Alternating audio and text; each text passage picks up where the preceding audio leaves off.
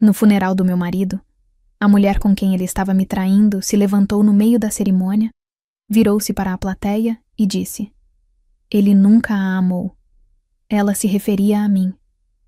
Sua voz ecoou pela igreja como se tivesse todo o direito de estar ali. Suas palavras pairaram no ar, pesadas e ríspidas, como um tapa ao qual eu não tinha permissão para reagir. A sala ficou em silêncio. As pessoas se viraram para me olhar. Algumas com pena, outras em choque, outras apenas esperando para ver o que eu faria. Mas eu não me mexi, não falei nada. Fiquei ali sentada, olhando para a mulher que havia roubado o coração do meu marido. Ou pelo menos o que restava dele. A mão do meu filho estava na minha. Minha mãe apertou meu ombro com mais força. Meu corpo inteiro queria explodir. Mas fiquei imóvel, porque o que eu sabia, o que ela não sabia, era que a história ainda não tinha acabado.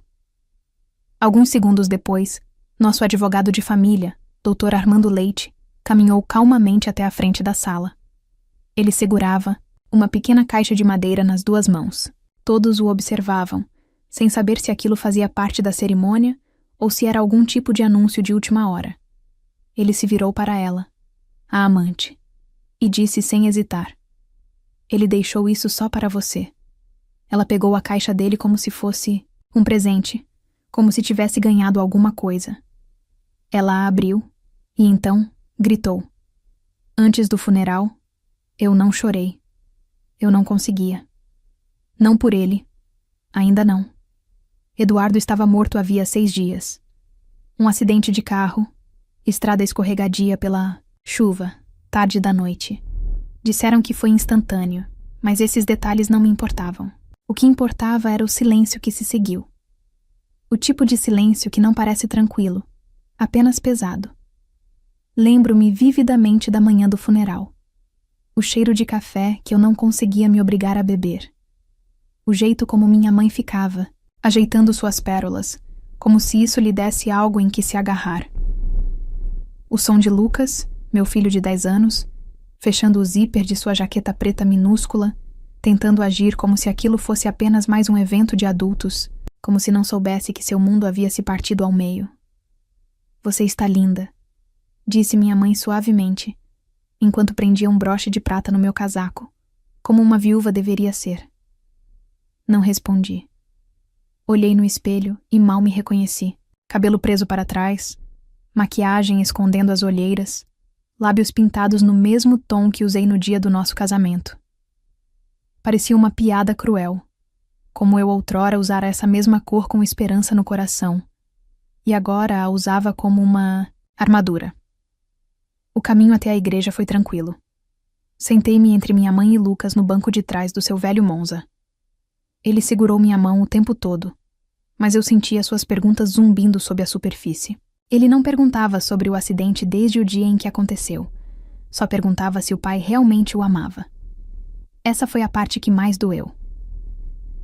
Quando chegamos, a primeira coisa que notei foi como a igreja estava lotada. Eu não esperava tanta gente. Eu me perguntava quantos deles realmente conheciam Eduardo. O verdadeiro Eduardo. O homem que eu amei? Sim, mas também o homem que mentiu para mim. Que sorriu enquanto apagava pedaços de mim pelas costas. A maioria deles chegou carregando caçarolas e simpatia, mas alguns trouxeram sussurros e olhares de soslaio. Estávamos sentados na frente, ao lado das flores que eu havia colhido dias antes. Mentiras e rosas brancas. Ele as odiava, mas eu não me importava. O serviço era para ele, sim, mas também era meu. Meu momento de me despedir. Mesmo sem saber de quem eu estava me despedindo. Do homem que ele era, ou do homem que eu pensava que ele fosse. Enquanto o órgão tocava, eu observava a sala. Amigos, familiares, colegas, até mesmo alguns antigos amigos de colégio de Eduardo que eu não via há anos. Mas então eu a vi. Ela estava perto do fundo no início, parada sob o arco como se estivesse decidindo se entrava ou não. Esbelta, com um vestido vermelho que brilhava a cada movimento. Ela se destacava como um sinalizador de alerta em um mar de preto e cinza. Vanessa Prado. Eu não precisava de apresentações. Já tinha visto o nome dela antes, em recibos, em faturas de hotel, em um colar que ele comprou num Natal, quando eu ganhei um suéter. E agora ela estava aqui. Inclinei-me para minha mãe e sussurrei. Ela veio. Minha mãe não perguntou quem. Ela não precisava. Seus lábios se apertaram, e ela estendeu a mão para mim. Vanessa caminhou pelo corredor lentamente, deliberadamente, como se pertencesse ao seu lugar naquela história. Seus olhos encontraram os meus por uma fração de segundo. Não havia vergonha, neles, apenas direito, como se ela estivesse ali para receber algo. Eu sentia Lucas observando-a também, confuso, sem entender por que sua mãe de repente se enrijeceu ao seu lado. Alisei seus cabelos, beijei o topo de sua cabeça e sussurrei. Só ouça as coisas boas que as pessoas dizem sobre o papai. Ele assentiu, ainda jovem demais para entender as mentiras que os adultos contam em funerais. Quando o pastor João começou a falar, encarei a fotografia de Eduardo no altar. Era a que eu tinha escolhido, aquela em que ele parecia mais feliz. Lembro-me de tirá-la. Estávamos em Campos do Jordão, em uma viagem em família, logo depois do nascimento de Lucas. Eduardo estava rindo de algo que Lucas fez. Ou talvez fingindo. Olhei para aquela foto e tentei me lembrar de como era amá-lo sem hesitar. Tentei sentir algo limpo, algo acolhedor. Mas tudo o que eu conseguia sentir era a traição por trás da dor. E enquanto Vanessa estava sentada algumas fileiras atrás de mim, cruzando as pernas e sacudindo o cabelo como se estivesse esperando um holofote, percebi uma coisa. O dia não seria sobre encerramento. Seria sobre verdade e dor. E talvez, se eu tivesse sorte, liberdade. O pastor estava no meio da frase quando ela se levantou. Vanessa Prado, vestida de vermelho como se estivesse em uma celebração, levantou-se no centro da igreja lotada e se virou para a frente com o tipo de calma que sempre vem antes de uma tempestade. Seus saltos estalaram uma vez contra o piso de madeira quando ela deu um passo à frente. As pessoas se viraram em seus assentos. Algumas sussurraram seu nome. Algumas já a tinham visto antes, talvez em eventos de trabalho de Eduardo ou em público. Outras não a conheciam, mas sentiam que algo estava errado. A atenção era intensa o suficiente para ser sentida. O pastor fez uma pausa, confuso. Ele olhou para mim em busca de orientação, sem saber se aquilo era algum tipo de homenagem planejada. Não lhe dei nada. Vanessa não esperou pela permissão. Virou-se para os bancos e ergueu o queixo. Sei que alguns de vocês não me conhecem, disse ela, alto o suficiente para que todos os cantos do santuário ouvissem. Mas eu conhecia. Eduardo melhor do que a maioria de vocês jamais poderia conhecer. As pessoas se mexeram nos assentos. Minha mãe se inclinou e sibilou. Deveríamos parar com isso. Não, eu disse. Deixe-a falar. Porque eu queria ouvir que história ela havia construído para si mesma. Eu queria saber até onde ela iria para reescrever a verdade. Vanessa colocou a mão no peito e disse: Eu estive na vida dele por 5 anos. 5. E não em segredo. Ele me contou tudo. Como estava infeliz, como se sentia preso, como não conseguia ser quem realmente era em casa. Algumas pessoas ficaram boquiabertas, outras evitaram olhar para mim. A voz de Vanessa vacilou, como se ela achasse que era ela quem estava de luto. Ele me disse que só ficou por causa do filho, acrescentou ela. Não porque a amava. Ela olhou diretamente para mim ao dizer isso. Não havia pedido de desculpas em seus olhos, apenas triunfo, como se ela acreditasse ter vencido.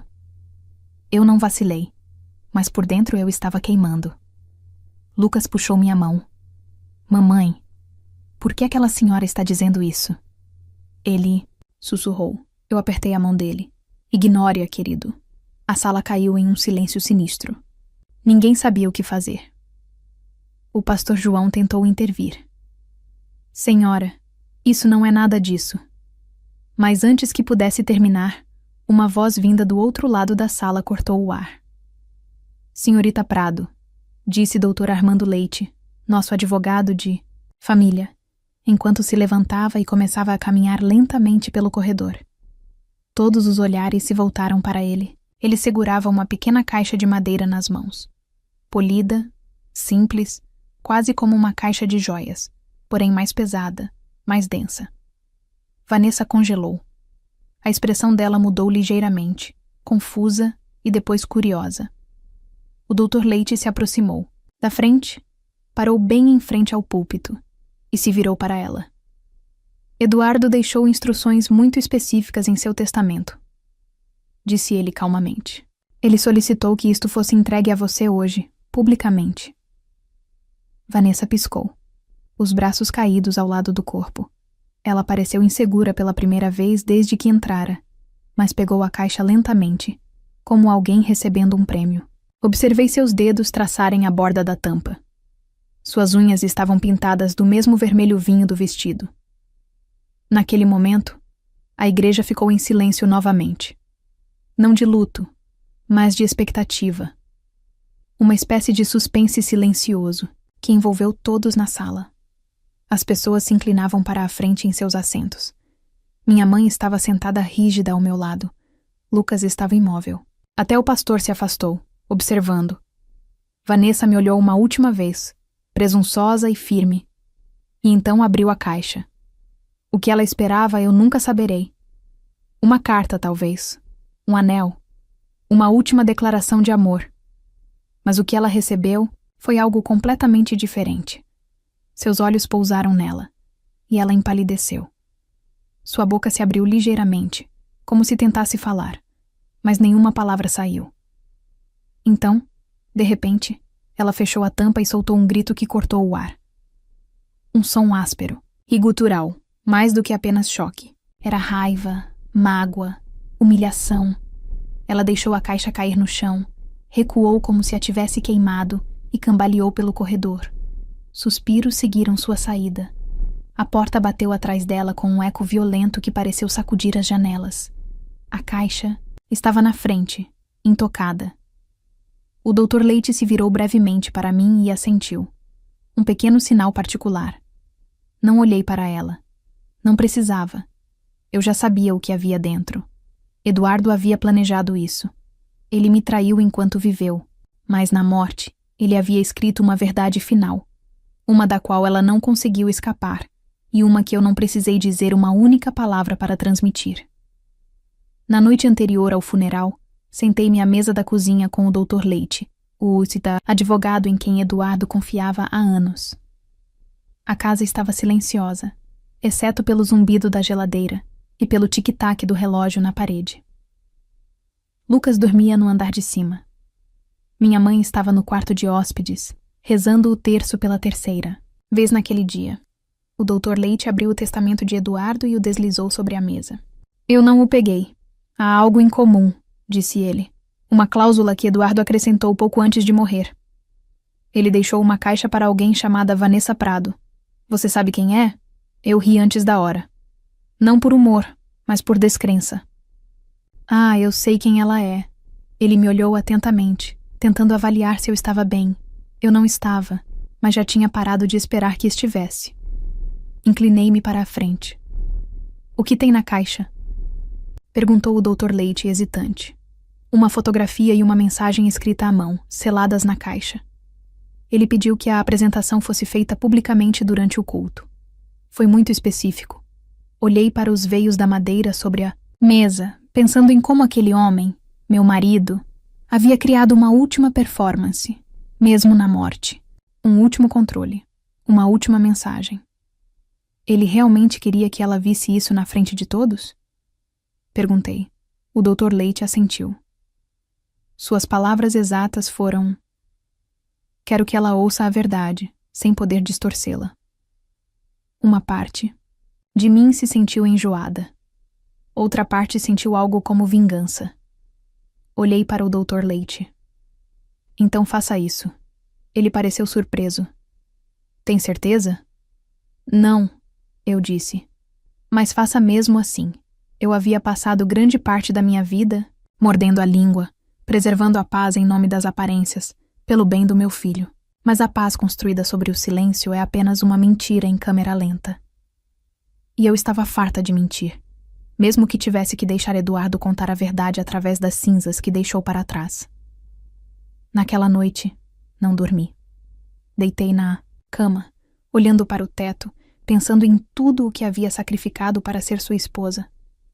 Eu me dobrei para ser suficiente. Eu me culpei pela distância entre nós. Eu me perguntei o que me faltava para levá-lo aos braços de outra pessoa. Mas a verdade não estava em mim. Estava nele, em suas escolhas. Na maneira como ele usava o charme como moeda de troca e a lealdade como uma coleira. Através do luto, eu tomei minha decisão.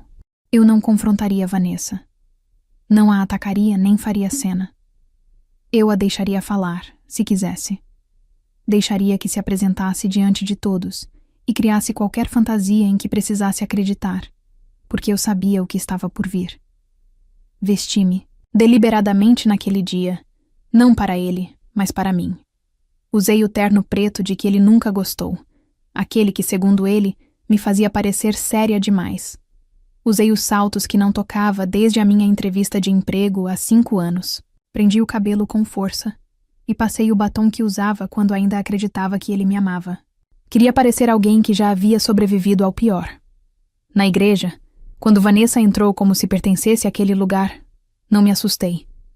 Quando ela se levantou e declarou que Eduardo nunca me amou, não falei nada. Não porque estivesse com medo, mas porque estava cansada de lutar contra fantasmas com a minha voz. Deixe-a falar, pensei. Deixe-a se pavonear, sorrir e acreditar que está em vantagem. Deixe-a acreditar que ela era o segredo que ele guardava mais perto do coração. Porque eu sabia o que estava naquela caixa.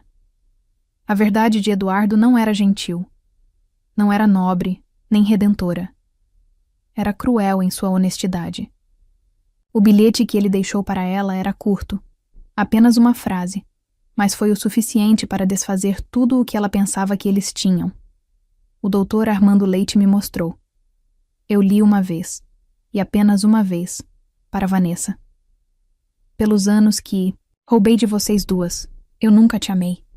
Eu só precisava de você para me sentir desejado quando eu não merecia. Ele não me escreveu uma carta, nenhum pedido de desculpas, nenhuma explicação. Talvez aquele fosse seu último insulto, ou o reconhecimento silencioso de que me devia mais do que palavras jamais poderiam retribuir. De qualquer forma, eu não precisava mais de nada dele.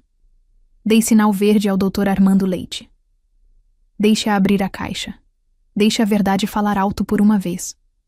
Porque às vezes o silêncio é poderoso. E às vezes deixar alguém se expor é mais satisfatório do que qualquer vingança que você possa planejar. O ar dentro da igreja pareceu diferente no momento em que ela tocou a tampa. Não era apenas silêncio. Era expectativa. Como se a sala inteira soubesse que algo estava por vir, mas não soubesse o quê. Eu sentia os olhares se alternando entre mim, Vanessa e a caixa em suas mãos. Lucas estava aconchegado ao meu lado. Minha mãe não se movera 1 centímetro desde que o advogado se aproximara. Vanessa estava na frente, emoldurada por mentiras brancas e pela foto do meu marido, sorrindo para uma vida que ele já havia arruinado. Ela segurava a caixa de madeira, delicadamente, como se fosse algo sagrado. Eu me perguntava se ela achava que haveria um anel dentro, ou uma carta dizendo que ele sempre a amara. Talvez acreditasse que ele me deixara para trás na morte, assim como achava que ele me deixara em vida. Mas Eduardo não era tão limpo assim. Ele era desorganizado. E sua verdade sempre pesava mais que suas mentiras. Ela destrancou a caixa lentamente, como se quisesse saborear o momento. Então, ela viu. A princípio não reagiu. Apenas olhou para dentro. Seus dedos pairaram sobre o conteúdo congelados. Seu rosto não mudou. Nenhum sorriso choroso. Nenhum suspiro repentino. Apenas a imobilidade. Como se seu cérebro se recusasse a acreditar no que seus olhos estavam vendo. Então ele rachou. Sua boca se abriu. Seus olhos se arregalaram. Ela tirou uma única fotografia. Era uma foto espontânea, dela e Eduardo, sorrindo em uma praia, abraçados. Eu nunca tinha visto aquilo antes, mas soube imediatamente que não era um de seus encontros secretos. Era Algo que ela devia ter aceitado com orgulho, acreditando que significava mais do que realmente significava. Ela a virou. Foi então que emitiu o som, não um suspiro, nem um soluço, mas um grito. Um som agudo e quebrado que perfurou o salão inteiro. O tipo de grito que se dá quando uma mentira em torno da qual se construiu a própria vida desmorona de uma só vez. Ela deixou cair a fotografia e cambaleou para trás. Os calcanhares vacilaram. A caixa bateu no chão e a tampa se abriu. Ela olhou para mim com os olhos cheios de fúria, confusão e desgosto. Mas eu não me mexi. O doutor Armando Leite deu um passo à frente e pegou a fotografia, caída, tomando cuidado para não falar. Uma mulher na segunda fila se levantou e perguntou: "O que está acontecendo?" Vanessa se virou, o rosto corado e o peito arfando. Ele mentiu para mim. Ele disse que me amava. Ele disse que a estava deixando. Sussurros irromperam pelos bancos. Algumas pessoas balançaram a cabeça. Outras se aproximaram, murmurando como se a fofoca pesasse mais do que a tristeza. Ela agarrou o peito, procurando por alguém, qualquer pessoa, que a salvasse do constrangimento que lhe percorria a pele. Ela não estava apenas com o coração partido. Ela estava exposta. Toda a sua identidade, seu papel na vida de Eduardo, se desfazendo diante de estranhos. Então, ela fez algo que eu não esperava. Caminhou em minha direção. 1 passo, 2, depois 3. Seus olhos se fixaram nos meus, arregalados e trêmulos. Levantei-me lentamente, colocando Lucas atrás de mim e apoiando a mão no banco. "Por quê?" perguntou ela, com a voz rachada como o vidro sob meus pés. "Por que ele faria isso comigo?" Olhei para ela pelo que pareceu 1 minuto inteiro. Então, disse claramente e sem emoção: "Porque ele fez isso comigo primeiro, e depois me sentei novamente." Ela não respondeu. Apenas ficou ali, piscando como se tivesse levado um tapa. Seus braços caíram ao lado do corpo, e ela se virou para sair. Seus saltos ecoaram mais alto desta vez. Nem ríspida, nem orgulhosa, apenas instável e incerta. Ela empurrou as portas da igreja e desapareceu na luz do sol. Todos olharam. Alguns para a porta, outros para o camarote e alguns para mim. Não lhes dei nada. Nenhuma lágrima, nenhum sorriso irônico, nenhum sussurro de "eu avisei". Eu não tinha mais nada a provar. A voz de Eduardo não foi ouvida naquele dia, mas sua mensagem soou mais alto do que qualquer elogio fúnebre. Ele a deixou apenas com a verdade, e ao fazê-lo, finalmente me deu a única coisa que nunca pôde dar em vida: clareza. Depois do funeral, não fui à recepção. Deixei os convidados saírem, com os olhos pesados de coisas que não tiveram coragem de dizer. Eles me deram acenos suaves, sorrisos fracos e abraços rápidos. Alguns ofereceram condolências superficiais sobre como o luto pode fazer as pessoas agirem de forma estranha, fingindo que não tinham acabado de testemunhar uma mulher se desnudar emocionalmente em público. Deixem-nos falar. Acompanhei Lucas até o carro. Ele estava quieto, segurando a pequena cruz de madeira que a funerária havia distribuído. Quando entramos, ele finalmente falou: "Mãe, quem era aquela mulher?" Eu não menti. "Ela era alguém que seu pai conhecia", eu disse. "Alguém que se achava importante para ele." Ele olhou pela janela por alguns segundos e perguntou: "Ela te machucou?" Depois fez uma pausa, considerando a pergunta. "Como você explica traição para uma criança de 10 anos, sem fazê-la sentir que veio de algo quebrado?" "Ela não me machucou", eu disse finalmente. "Ele fez isso. Mas eu não vou carregar isso para sempre. E você também não." Ele assentiu, como se entendesse mais do que eu imaginava, e então se encostou no meu braço enquanto voltávamos para casa. Naquela noite, a casa parecia diferente. Não porque estivesse mais silenciosa. Eduardo não a tinha enchido de risadas perto do fim. Mas porque, pela primeira vez, o silêncio não era sufocante. Era espaço. Era meu. Entrei no nosso quarto. Não, meu quarto agora. Fiquei parada, na porta, observando a cama que costumávamos dividir, o criado mudo que ele nunca limpava, a gaveta onde eu encontrara os recibos que deram início à confusão. Não parecia mais uma zona de guerra, apenas um quarto. Abri o armário e tirei o último terno que ele usara, o do nosso jantar de aniversário, 1 ano antes de ele morrer. Passei os dedos pela lapela, tentando me lembrar de como era amá-lo, sem questionar cada palavra, cada ligação tarde da noite, cada olhar distante. Essa versão dele existiu um dia. Mas amar alguém não é a mesma coisa que conhecê-lo. E eu não conhecia Eduardo de verdade. Só quando já era tarde demais. Coloquei o terno na cama, dobrei-o cuidadosamente e o coloquei numa caixa de doações. Eu não precisava mais dele. Não precisava de nada daquilo. Na manhã seguinte fiz panquecas para o Lucas. Coloquei música enquanto comíamos. Ele riu pela primeira vez em semanas. E eu percebi uma coisa.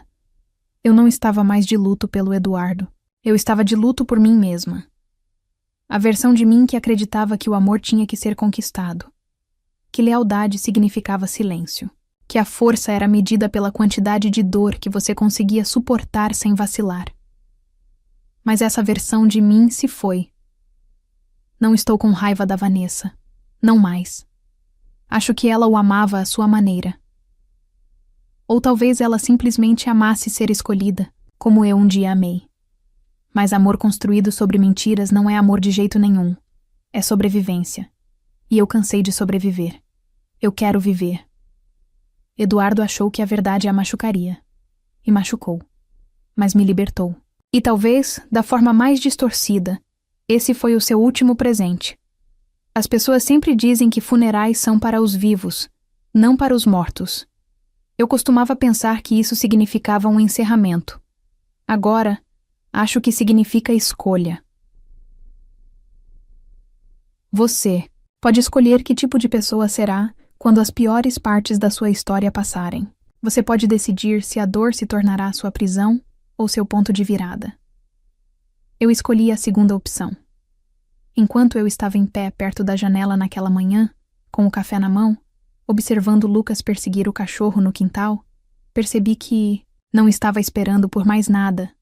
Não um pedido de desculpas, não respostas, não alguém para me salvar da dor. Eu me salvei. Se esta história te comoveu ou te fez pensar sobre amor, traição ou força de uma forma diferente, compartilhe. Alguém mais pode precisar ouvir também. Me conte nos comentários o que você teria feito no meu lugar. Você teria ficado em silêncio ou teria dito algo naquele dia? E se você quiser mais histórias reais que tocam fundo em desilusões amorosas, curas e tudo o mais, inscreva-se no canal, clique em curtir se esta te tocou e não... Esqueça de ativar o sininho para não perder o que vem por aí. Obrigada por ouvir minha verdade. Te vejo na próxima.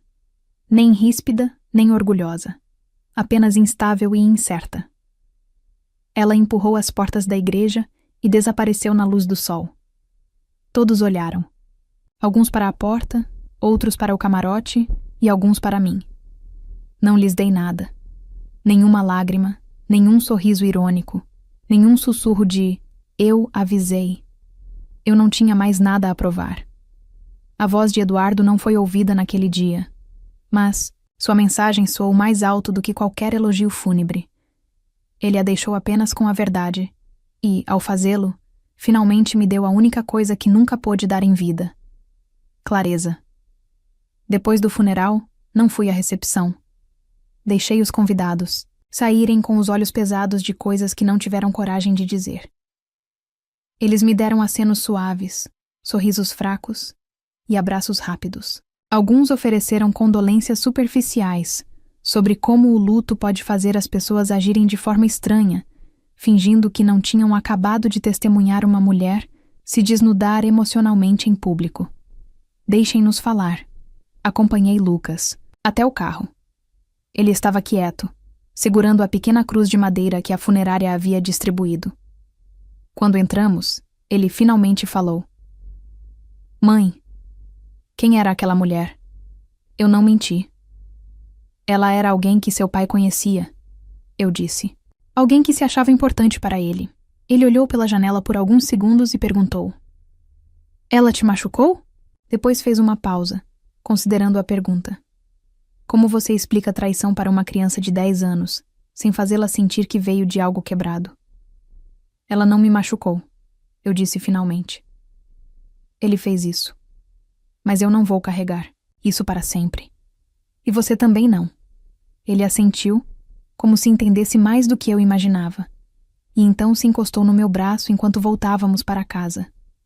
Naquela noite, a casa parecia diferente. Não porque estivesse mais silenciosa.